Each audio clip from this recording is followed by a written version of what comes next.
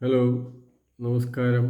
ഞാൻ doctor Prathapan, centre for ജെറൻറ്റോളജിക്കൽ സ്റ്റഡീസിൻ്റെ ഡയറക്ടറാണ്.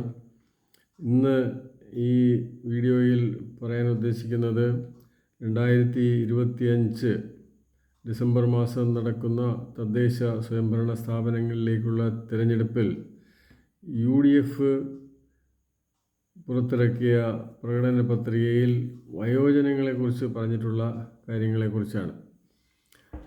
ഈ വയോജനങ്ങളുടെ ക്ഷേമം സംബന്ധിച്ച് പറയുന്നത്, വയോജനങ്ങൾക്കായി, മുതിർന്ന പൗരന്മാർക്കായി പ്രത്യേക പദ്ധതി തയ്യാറാക്കും എന്ന് പറയുന്നു. രണ്ടാമതായി, എല്ലാ ജില്ലകളിലും സീനിയർ സിറ്റിസൺ ഹെൽപ്പ് ലൈൻ ആരംഭിക്കും എന്ന് പറയുന്നു. ക്ഷേമ പെൻഷൻ്റെ മസ്റ്ററിംഗ് 2 വർഷത്തിൽ ഒരിക്കലാക്കി ഉയർത്തും എന്നും പറയുന്നുണ്ട്. 5 ലക്ഷം വീടുകൾ കെട്ടി 5 വർഷം കൊണ്ട് എല്ലാവർക്കും വീട് പൂർത്തിയാക്കും എന്നും പറയുന്നുണ്ട്. അപ്പോൾ ഇതാണ് വയോജനങ്ങളുമായി ബന്ധപ്പെട്ട കാര്യങ്ങൾ. അതോടൊപ്പം ഭരണം സുതാര്യമാക്കും, തൊഴിലവസരങ്ങൾ വർദ്ധിപ്പിക്കും എന്നുമൊക്കെ പറയുന്നത്. ഇപ്പോൾ വീട്, തൊഴിൽ, സുതാര്യമായ ഭരണം എന്നിവയുടെ ഗുണഭോക്താക്കളായി വയോജനങ്ങളും ഉൾപ്പെടാം. പക്ഷെ ഇതിൽ എടുത്തു പറയുന്ന 2 കാര്യങ്ങളാണ്. വയോജനങ്ങൾക്കായി പ്രത്യേക പദ്ധതി തയ്യാറാക്കും എന്ന് പറയുന്നു. അത് എന്താണ് പദ്ധതി എന്ന് വ്യക്തമായി പത്ര റിപ്പോർട്ട് വന്നിട്ടില്ല.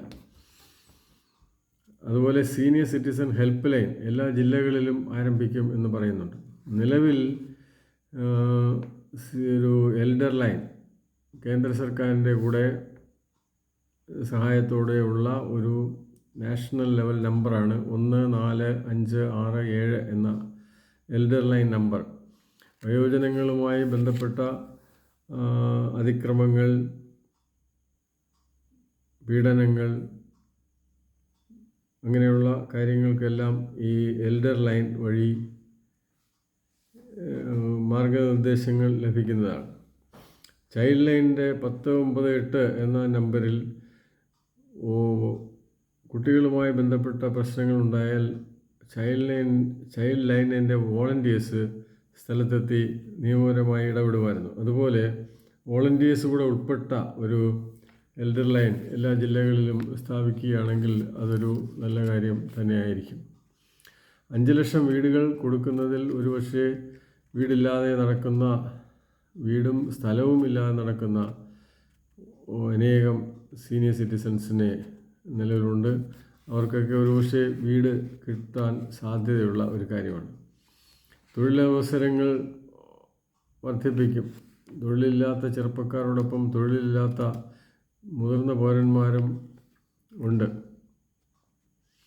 സുതാര്യമായ ഭരണം ഉറപ്പാക്കും. സുതാര്യത എന്ന് പറയുന്നത് ട്രാൻസ്പെറൻസി ആൻഡ് അക്കൗണ്ടബിലിറ്റി എന്നുള്ളത് ഒരു ഗുഡ് ഗവേണൻസിൻ്റെ ഒരു ഭാഗമാണ്. ഭരണം, പഞ്ചായത്ത് ഭരണം, വികേന്ദ്രീകൃത ഭരണം, ഗ്രാമസഭകളെ അടിസ്ഥാനമാക്കി കുറച്ചുകൂടെ സുതാര്യമാക്കുന്ന അത് നന്നായിരിക്കും എന്ന് തന്നെയാണ് നമ്മുടെ അഭിപ്രായം.